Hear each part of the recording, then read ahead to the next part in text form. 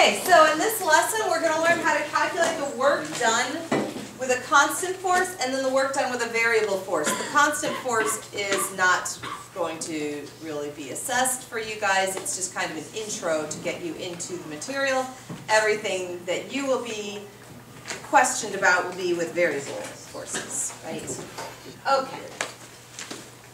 Alright, so work done by a constant force. And if an object is moved a distance d in the direction of an applied constant force F, then the work done is force times distance, right? W equals Fd. For the vast majority of these problems, the force is going to be the same as the weight of the object. So if you're given a weight, that you can use that as your force. Okay. An electric hoist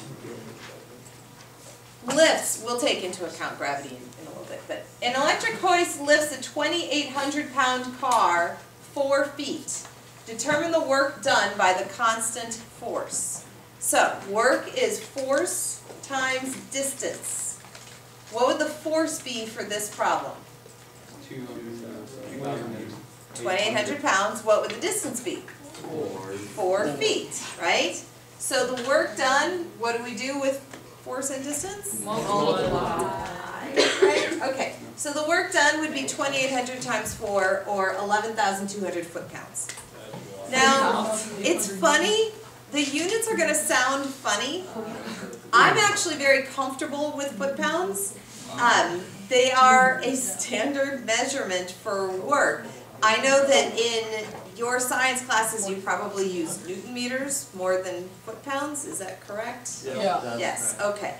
But in the United States, we are in a standard system, not a metric system, and you will actually see if you're talking. It's a Newtonberger. Heck yeah, we are.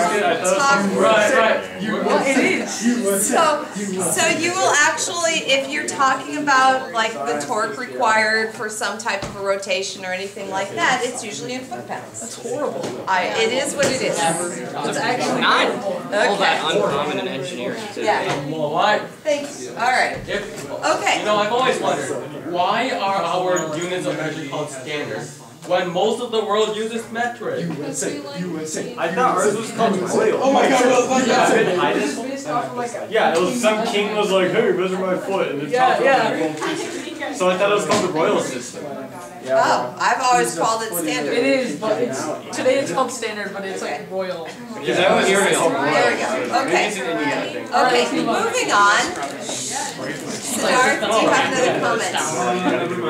Okay. Alright, good. Quiet down, please. Alright, so let's do one more of this type. The locomotive of a freight train pulls its cars with a constant force of 9 tons, a distance of 1/2 mile. Determine the work done by the constant force in foot-pounds. Oh, you're going to have to convert. Okay? That's not fair. You do need to know that there are 2,000 pounds in a ton. Okay? Alright, it's helpful to know that. 2,000 pounds in a ton. And then you should also know 5,280 feet in a mile, right? Okay, so everyone take 5 seconds. Figure this one out.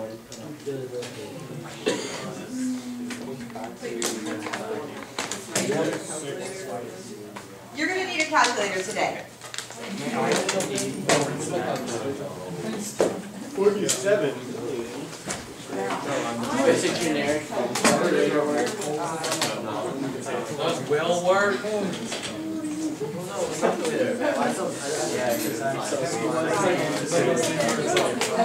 Yeah, that's will work. Well, you did it wrong. You did it wrong. Will, do you have any other contracts? No, you don't. Yes. I can't see this. Oh, thank you. Sorry. 4 million?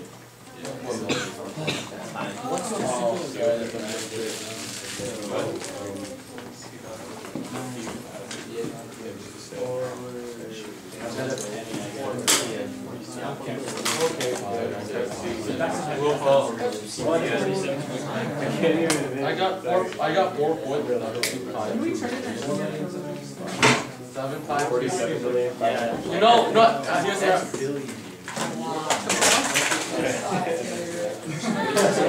this is why I don't have any. Alright, work, force times distance. So it's 9 tons times a half mile. Converting, you get 18,000 pounds times 2640 feet, right? So you end up with a work of about 47.5 million foot-pounds. A lot of foot-pounds.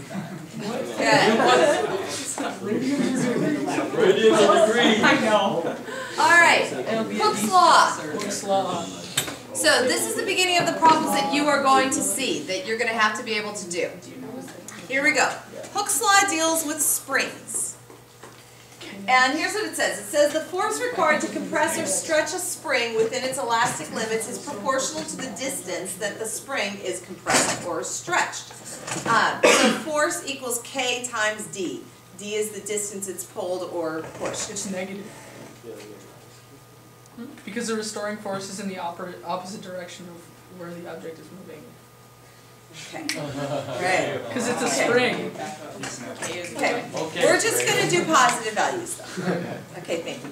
Alright, so F equals K times D. Additionally, the work done then, now we're into varying forces because the force changes depending on how far you have pushed or pulled the spring. So this is a varying force.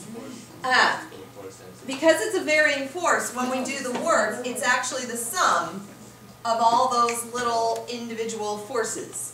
So you have the work is actually the integral of kx dx, and the main thing that you have to do to find this to solve these problems is find k. You always start by finding k. So here's what's going to happen in this problem. So you're going to be given an initial value and use it to find k, and then you use k to find another value. So it'll tell you the force that it takes to push a spring this far is this.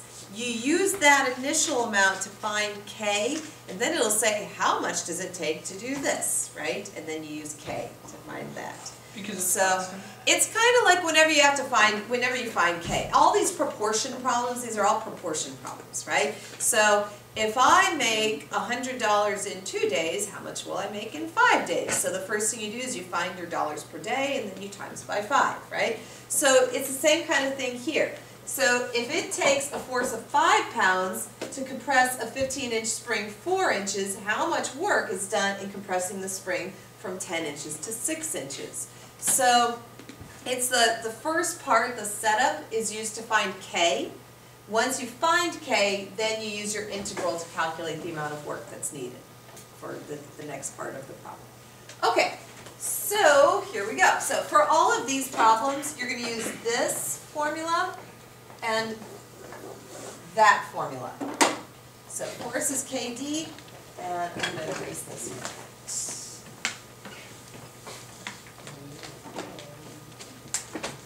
Alright, I'm going to walk you through this, and then I'm going to give you a few to try. Do you care if we give our answer in like inch pounds? Inch pounds are fine. No, you need to convert it to newtons. Alright. So, the first thing that you do is you find k. So, force equals k times distance. So we plug in. It takes 5 pounds of force to compress this spring 4 inches. So we have 5 equals 4k, so our k is 5/4. Okay. And k is a constant. So it stays constant all the way through. Okay. Yes. On the test, will we be allowed to have a calculator through this? Or is The it whole like, test is calculated. Hey. Okay. So the hardest part of these problems, because the integral setup is easy, it's just 5/4 x dx.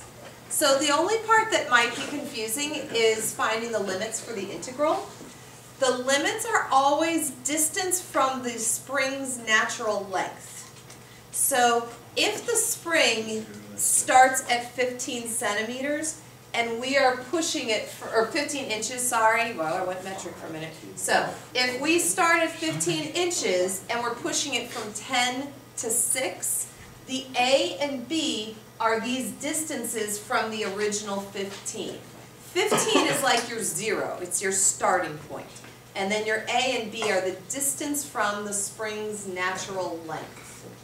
So I want you to take a second and see if you can figure out your A and your B. You're going from what to what?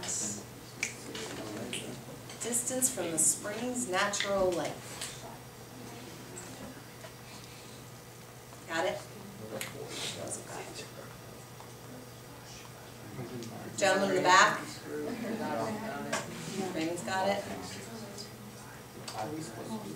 Okay.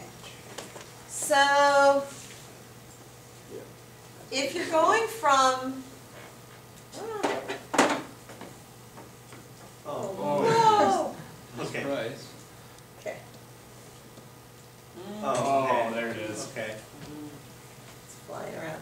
Okay, so if we have a 15-inch spring, so here's 15, here's 10, here's 6, right? So our initial distance is 5, right? And then we go another 4, so we're going from 5 to 9. It's distance from the natural length. Does that make sense? Okay.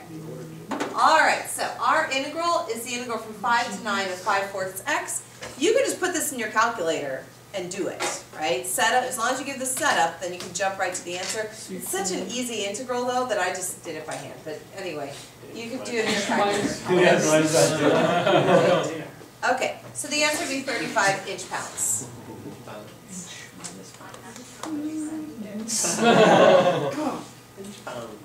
That was Siri that she was against the pound. Alright, so I want you to try the next one. So, a force of 800 newtons stretches a spring from 70 a spring stretches it 70 centimeters on a mechanical device for driving fence posts. Find the work done in stretching the spring the required 70 centimeters. So, it takes 800 newtons of force to stretch the spring 70 centimeters. That's 70 centimeters from its natural length. So you can think of it as going 0 to 70 when you're doing it. So anyway, so you have to find K and then calculate the work to actually do that stretching. What happened to standard? Is this in newton centimeters? What happened to standard units? Oh, this one is in We got metric, tired of that's them. okay. Don't Don't worry, we'll go back to standard. Should we convert to newton meters? Absolutely. I give both, so you can do can pick Newton whichever one is fine, Okay. because it didn't ask. Newton. Oh.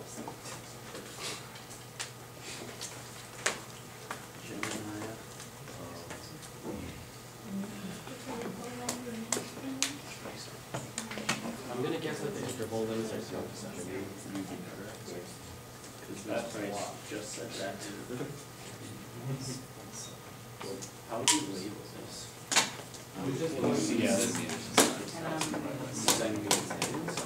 Yeah. Wait. I think we should do joule. Yeah. Yeah. Ohms for. 28,000. I thought it was Yeah. I know. Yes. Yeah. Yeah, we're going to take a physics.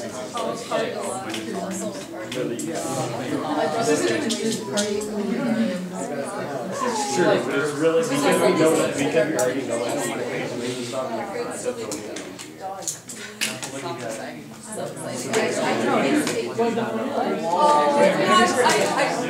I'm not joking, that sounds so awesome to me.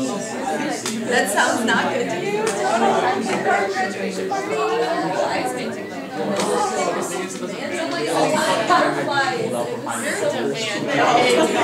demanding 5 and 6-year-olds. it's W out to like Okay, yes, Sam?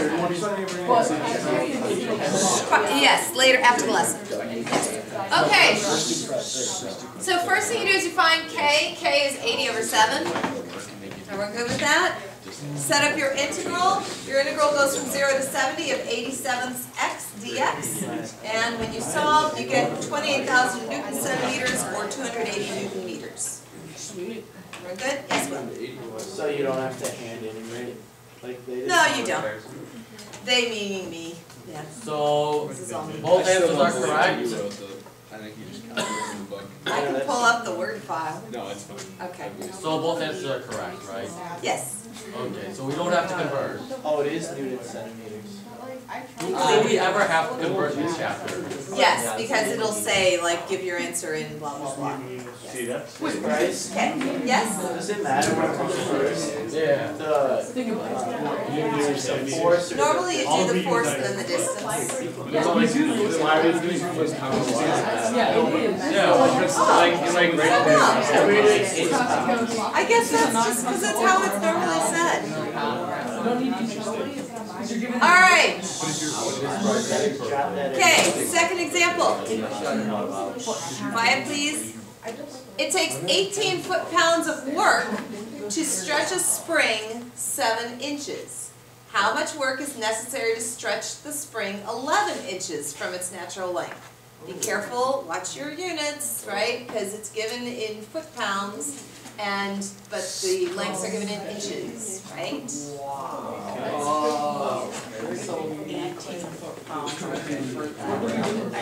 That's what I did. Inches. That's almost a word. It's inch pounds. Inch pounds. Foot inches. Foot inches would be a very confusing thing. 5 inches. Like 7 inches being Distance. Yeah, but it's. yeah. Oh, yeah, that'd Yeah, be your initial. you start out with Yeah, words. define it. Oh my god. Nice. What about foot pounds on inch pounds? Yeah, yeah. No, hold on.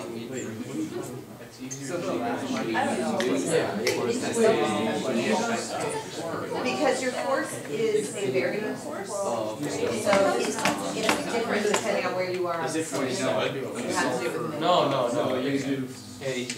Oh. Hold on.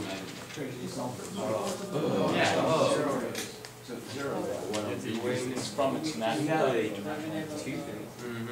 I just? No, not always. There was a problem with natural length of 15. Yeah, but he's right though, the natural length is an X value. Okay. Yeah, by integrating my hand.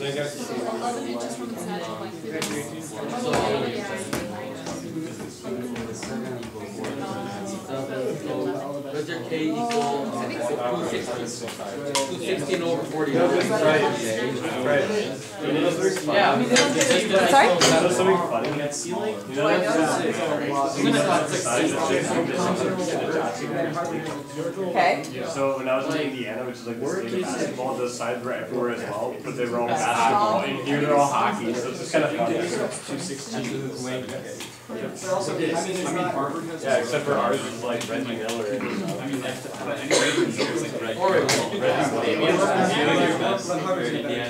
was the guy So who basically in made Georgia, Dylan, in Georgia, they would have to be something to do with NASCAR.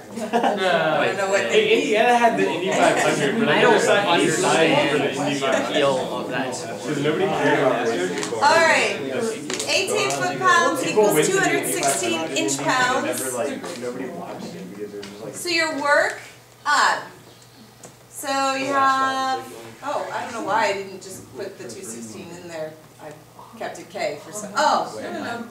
Oh, I am so sorry. This is me getting lazy and not teaching. Okay. Oh, okay. Yeah. And of course I'm going, I did this great first period and great third period and fourth period comes and I just completely forgot. Alright, so I am so sorry. So, did you all convert though first correctly? Yay. Okay, good. So, this is not a force. This is an amount of work. So, they did not give you the force, they gave you the work. And in order to calculate K, you can't just do F equals KD because you don't know F, you only know D, right? So you have to create an equation that relates W to K in order to calculate K. So an equation that relates W to K is W is the integral of Kx. So you have to set up an equation with W and K. So I'm so sorry. So here we go. So we set up, and we get W is the integral from 0 to 7 of Kx dx. We don't know what K is, so we can just keep K, K.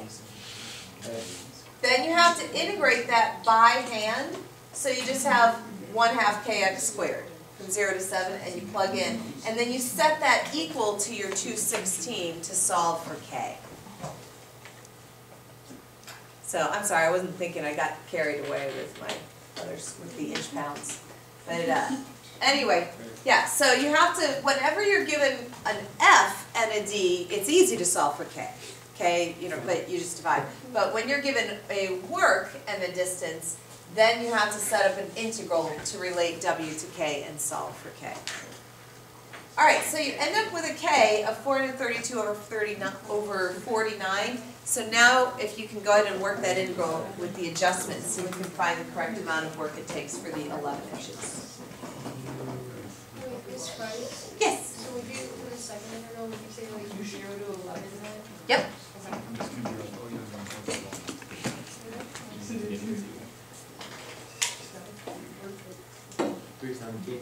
Wait, do you think we'll be able to get homework done? Oh. Maybe.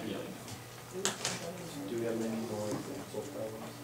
We have one more topic, but it's only one example. Are you kidding me? My calculator I should probably have 2 examples for the next topic, but I'm going to give you a quiz which has another problem on it. Yeah.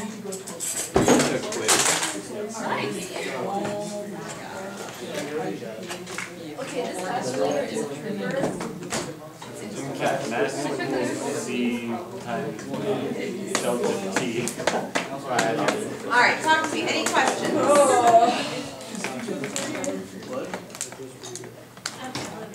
Yes, sir. Could you use the word? You don't need to use the sulfur That only works if force is constant. Okay. Yeah. Guys, the W equals FD only applies if it's a constant force. With a spring, you don't have a constant force. Those springs, I know. Okay, any questions on this? Yes, Tori? Wait, so the units for force and work are both letters? No. The units for, you were never given a force. You were only given work. Yeah, that was the key to this, was recognize that it was work and not a force. Force would just be like pounds. Okay, Newton's law of universal gravitation. Here we go. The force F of attraction between 2 particles of masses m1 and m2 is proportional to the product of the masses and inversely proportional to the square of the distance d between the 2 particles. So in other words, F equals k times m1 times m2 divided by d squared. Now for these problems, you treat the masses as constants, and we lump the k and the m's all together and just call them one big constant k. So what we end up with for these problems is we use F equals k over d squared. And then if you solve for k, k is fd squared. Can you repeat that again? Sure. So for these problems, the masses don't change in the context of the problem ever. The mass is the mass. So the masses all get lumped in with the constant, and we just treat them as one big constant.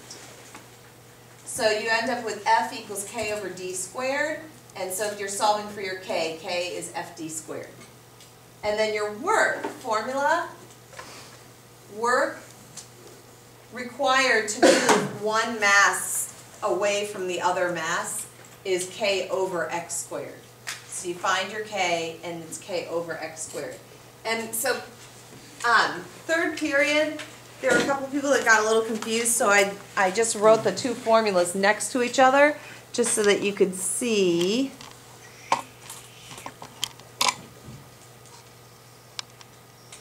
So for a spring, you have k equals f over d, and then your work is the integral of kx.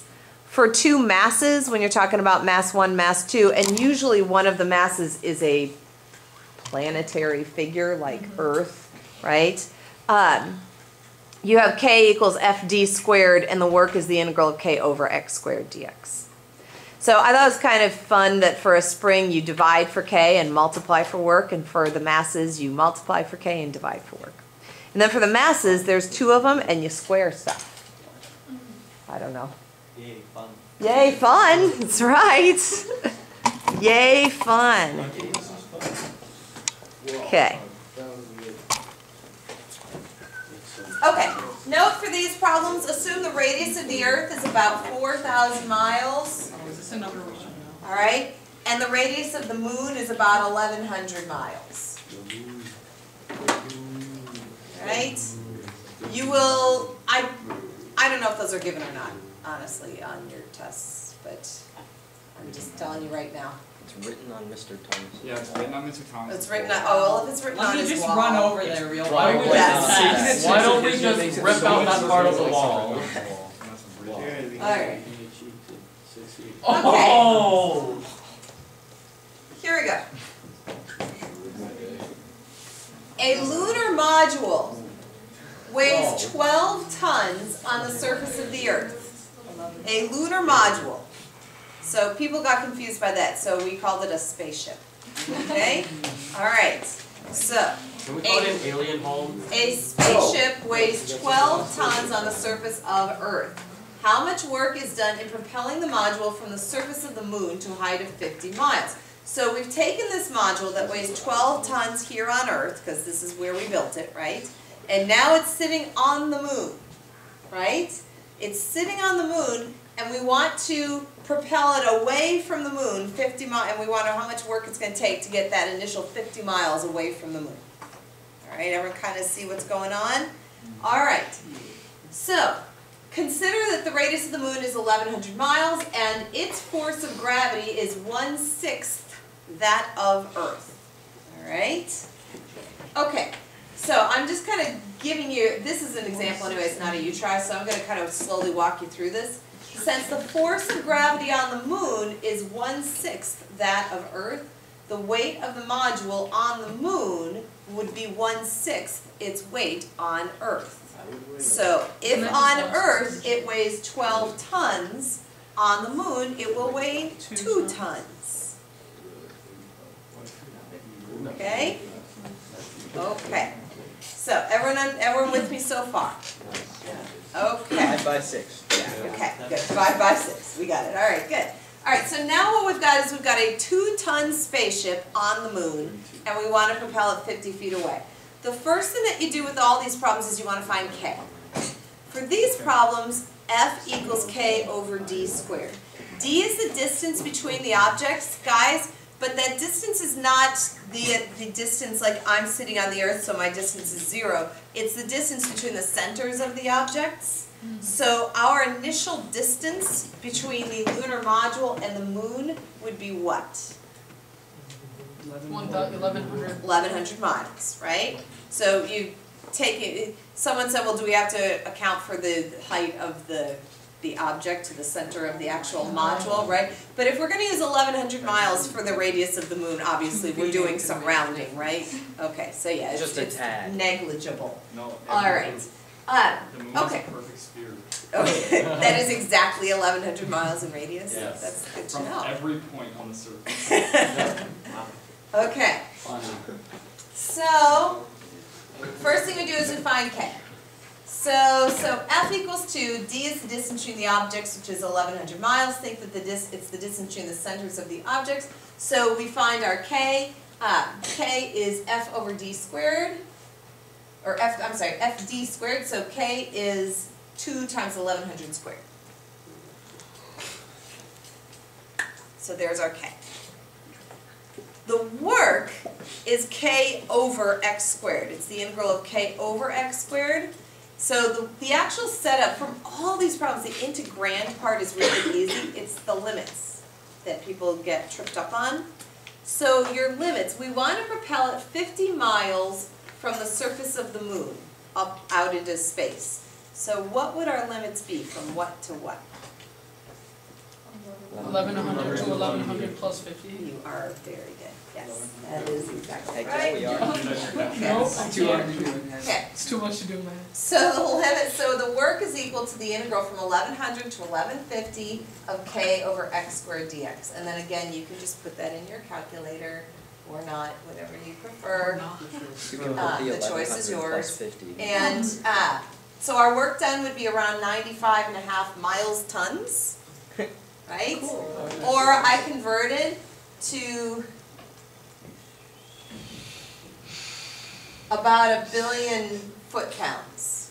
About 1 billion. Well, since we were saying the moon's about 1100 miles, it's Yeah, probably give or take 10 million. if I do that on the test, if I just put like about 1 billion No, you foot-pounds, can't because we're only using about 1100 miles anyway. So. Yep. Okay. Snyder would. Alright, we're gonna do more of these later on, but right now we're gonna switch gears. So, just remember, 3 main things that we did today. The first set of problems, super simple, work equals force times distance. That's only true for a constant force. That's only true for a constant force, right? So, the second thing we did was Hooke's law. That's the law with the springs, right? Work is the integral of kx. Yes? Is weight the only thing that constitutes a constant force?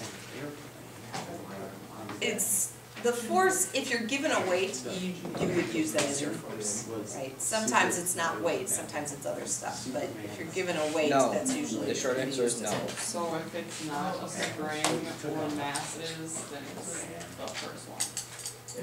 For these, For our homework. for these, yes, for your homework, yes. Okay, and then for Newton's law of universal gravitation, so for Newton's law of universal gravitation, remember the work is k over x squared, integral of k over x squared. All right, good. So we need to do a couple more things.